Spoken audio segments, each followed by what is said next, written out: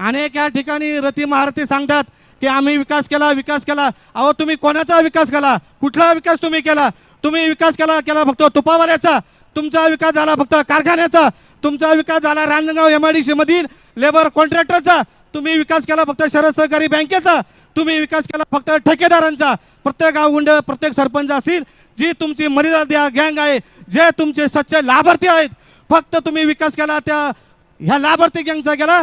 सर्वसामान्य माणसाचा कुठलाही या ठिकाणी विकास झालेला नाहीये।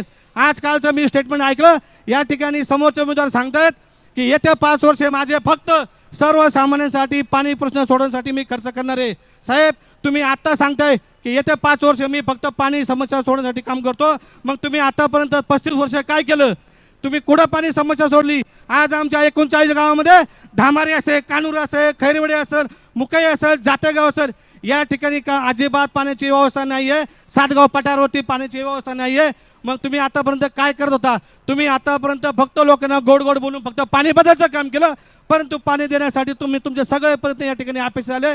त्याच्यामुळे माझी सर्व या ठिकाणी आलेल्या सर्वांना विनंती आहे की आपण येत्या 20 तारखेला या ठिकाणी खरा शेतकरी पुत्र, खरा शेतकरी त्यांना या ठिकाणी मतदान देऊन या विधानसभेमध्ये आपण त्यांना पाठवायचं।